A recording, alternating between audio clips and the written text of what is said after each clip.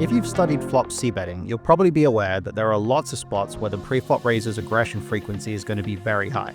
But are you familiar with the spots where you should bet your entire range? If you're not, this video is for you. Hi Wizards, I'm Matt Hunt, and today we're going to be talking about the spots where you should always bet. In other words, we're going to be talking about range betting.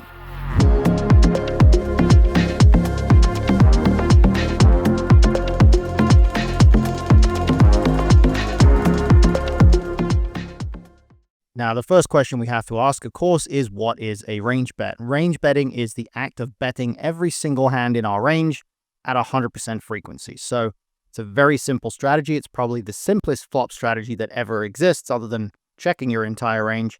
We're just betting every single hand at the same size. It's normally going to be done for a small size, but it can also be for bigger sizes. And we're going to talk about that a little bit later on in this video. It's almost exclusively done on the flop, as you can probably imagine. There are very, very few spots where we get the opportunity to range bet a turn or river scenario.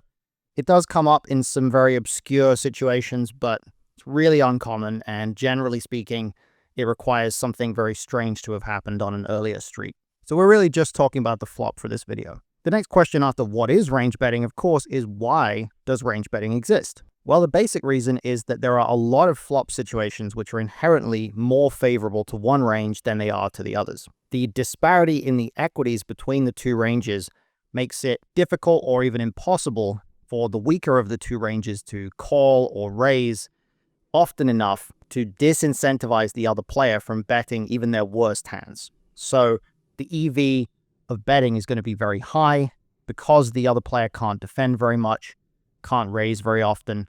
And as a result, even the weakest hands in the other player's range, in the aggressive player's range, are still going to be able to justify betting. A range bet is almost always going to come from the pre-flop raiser, although again, there are a few exceptions there, some very rare ones, but a few. And it's much more common from in position than it is from out of position. We're going to focus most of our energy on in position today, just in terms of identifying the situations where our betting frequency really does hit close to 100%. There will be some out of position range bet spots, but you'll notice from the numbers that we're going to look at that it's a lot less common.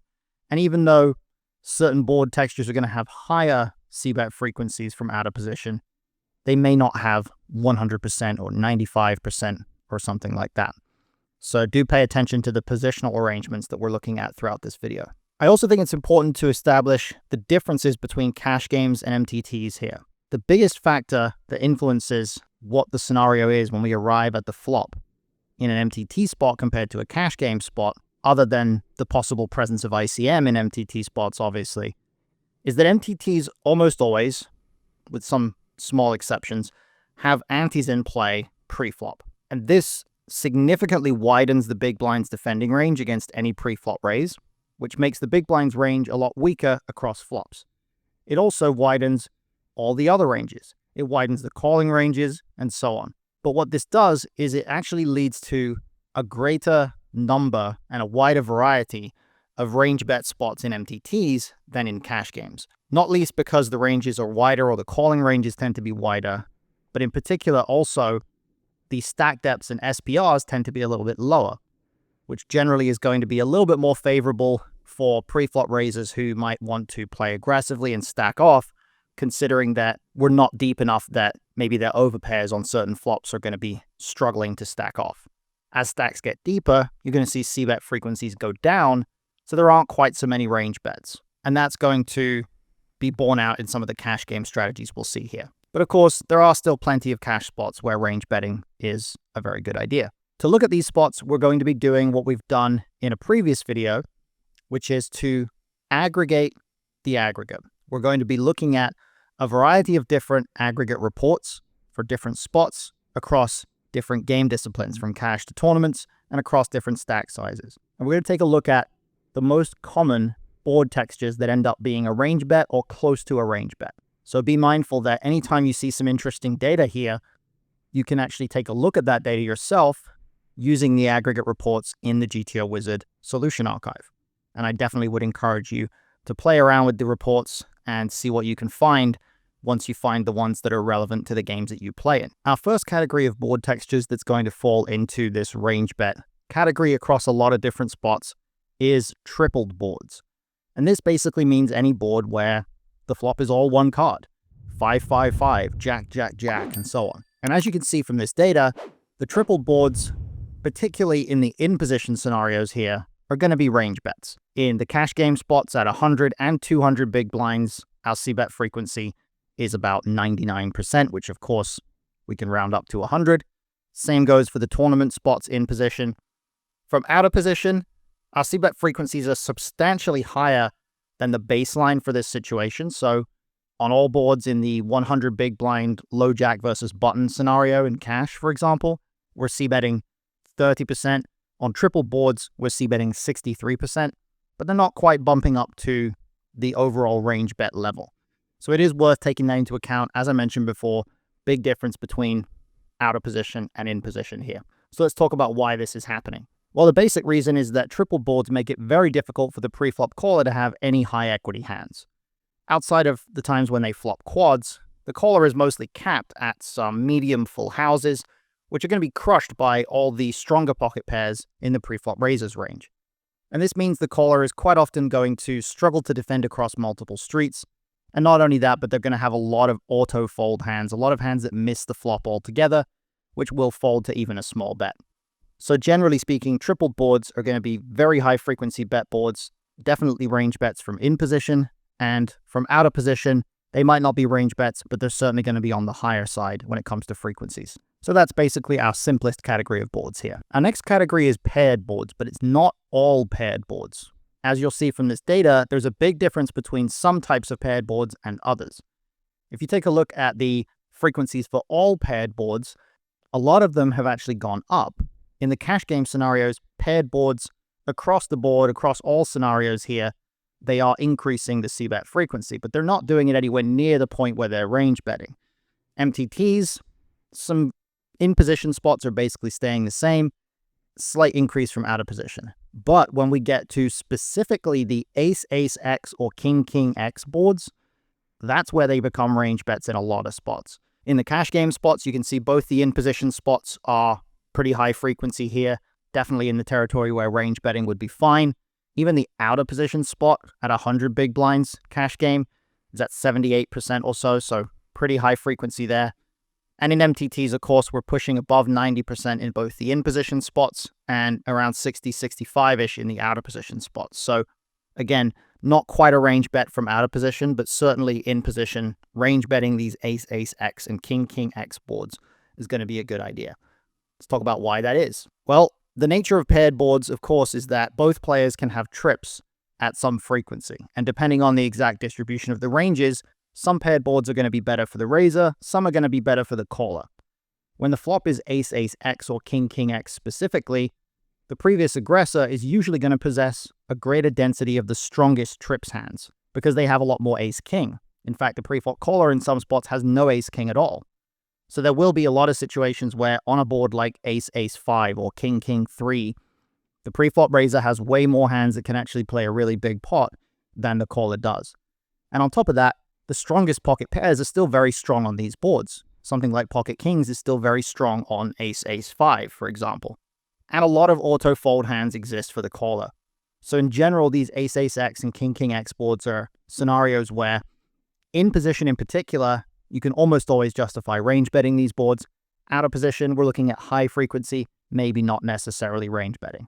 So pretty easy and simple scenario there. Our next category is a really interesting one, which we're actually going to come back to later on for a specific reason, but it's Triple-Broadway boards. So it's connected boards that are not monotone.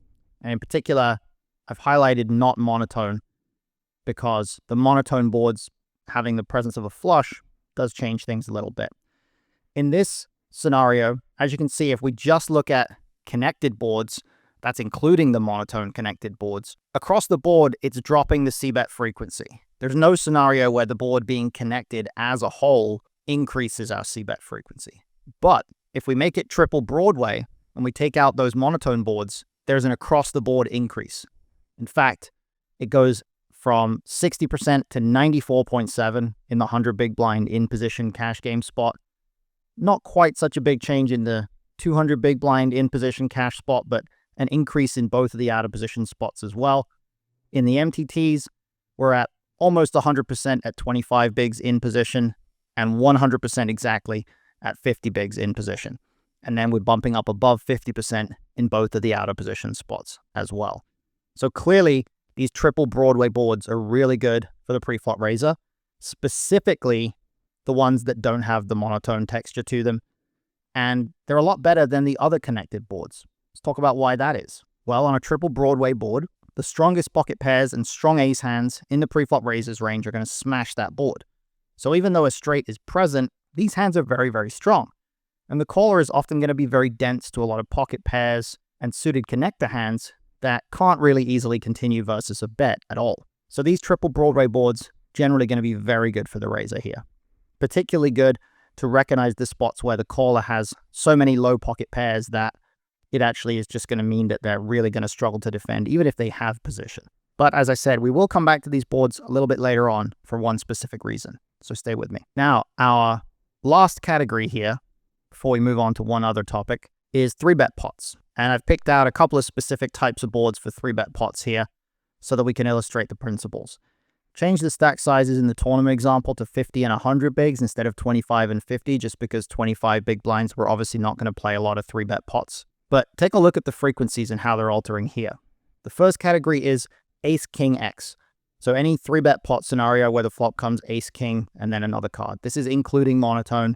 It's not necessarily specifying texture. As you can see, there's a very high frequency across all the cash game spots here. 99, 81, 99, and 95. So even when we're out of position here in these two formations, the cutoff versus low jack and small blind versus cutoff formations, where the first player listed is the 3-better, these are scenarios where the player that 3-bet is going to have a significant capability for aggression simply because they have way more of the aces, the kings, the ace-king, and of course that means these Ace-King X boards are very good for their range. In the MTT spots, you can see that the in-position spots cutoff low jack are again above 90%, very close, and then we've got the 60%-ish region in the out of position spots. And the reason for that, of course, is that in the slightly shallower stack sizes and at the 100 big blind depth, the in-position player in a tournament scenario will actually sometimes be flatting aces, flatting ace-king, flatting kings at some slightly increased rate that is perhaps going to alter a little bit the texture of that range. They're going to have a little bit more in the way of ace-X hands that are flatting that 3-bet just because of the antes being in the pot, slightly different range constructions. So not quite a range bet in those out of position MTT spots, but definitely in the in position, we're looking at above 90%. So that one can be a range bet as well. And then finally, we've got the king or queen high rainbow disconnected boards. Disconnected here meaning that there's no open-ender, there's no flopped straight or anything like that. And here we have above 90% across the board. This is the only category we've seen so far where the c-bet frequency is pushing 100% in basically every scenario. So it's pretty safe to say that if you're playing a 3-bet pot in almost any game, almost any environment, and the flop comes king or queen high, so something like king 7 deuce, queen 7 deuce, these types of disconnected rainbow boards where strong pocket pairs, strong ace kings and ace queens are all very good hands. These boards are pure range bets. And why is this happening? Well, in 3-bet pots, the frequency of ace king in the 3-betters range is going to be very high, and this matters a ton. And the density of pairs in the caller's range is going to be very high too. They're going to be very heavy on those middle pocket pairs. When the board comes ace-king X, the ace-king gets stronger, of course, and the pairs are now very weak. And then on those king X and queen X disconnected boards, the 3-better also can, of course, have a lot of strong top pairs and some overpairs, some top sets, which are very strong as well. So these are really good boards to just put out a range bet as the 3-better. Now, the last thing I want to talk about here is going back to these Triple-Broadway, rainbow, or flush draw flops, is the idea of range betting large. Range betting for a larger size. Now, it might seem a little unconventional that we would do this, but really what it's reflective of is situations where the configuration of ranges is such that the preflop raiser is so heavily favored that they have a lot of hands that really want to shovel money in, and despite the presence of a Broadway straight, the fact that both players can have it, and yet the pre-flop raiser has a lot of other two pairs and sets that the caller probably doesn't have, makes it very favorable for the raiser. So in terms of the data here, what I've done is I've taken the spots that we looked at before, and I've looked at the frequency of small bets compared to medium, large, or over bets in all of these scenarios. And you can see there's a few where the larger c-bet is not really used that much. And of course, these are corresponding with the situations where the overall frequency for betting is not going to be that high on these textures. Maybe it might be 50, 60% in some of these out of position spots. But you can also see that in a couple of these situations, they are panning out as range bets. And on top of that, the sizing is going up. Take a look particularly at, to some extent, the 100 big blind cash game spot for in position, low jack big blind. There's 33% medium or larger bets there. And then in particular on the tournament side, we've got the 25 big blind and the 50 big blind in position spots where the big bet is actually used more commonly than the smaller bet. And of course, in the 50 big blind spot, that big bet is heavily favored. We're actually betting 87% of our range almost for a larger size there, or a medium size. So in these situations, the boards are so favorable and there are so many good scenarios for us that we can actually pile in some chips, even with a larger size, with our entire range. And the main reasoning for this is just that simply the equity disparity is very significant. Preflop caller has a lot of weak one pair, and these hands are going to be in a lot of difficult spots against multiple streets of aggression. And in particular, the caller often has very few hands capable of raising against a medium to large bet, because on something like ace, queen, jack, ace, jack, 10, the only hands that can easily raise there, it's the straight. That's about it. If we're sitting there out of position in the big blind, facing a big bet on ace, queen, jack, it's really tough to raise anything other than king 10 or a bluff. Not even very easy to raise ace, queen, to raise queen, jack, anything like that. So these are situations where the big bet doesn't get raised very much, so it becomes a little bit more functional for all of that two pair and set region that the in-position player wants to get value from. So really interesting spots here. So to wrap up our discussion for today, essentially identifying range bets is a core poker skill. It really is. It's one of the most fundamental things that once you get good at playing post-flop, you really should expect yourself to be able to identify range bet spots pretty accurately.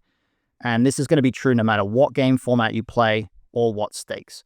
If you're looking for a starting point to start studying these scenarios, then what I would do is pick out the most common formations and stack sizes for your games, depending on whether you're playing 6-handed, 9-handed, cash, MTTs, live, online, etc., and try to use some aggregate reports to figure out some trends that might be applicable and that you can employ some relatively quick and easy heuristics to c-bet the right frequencies in the right spots and get your range bet spots learned pretty accurately.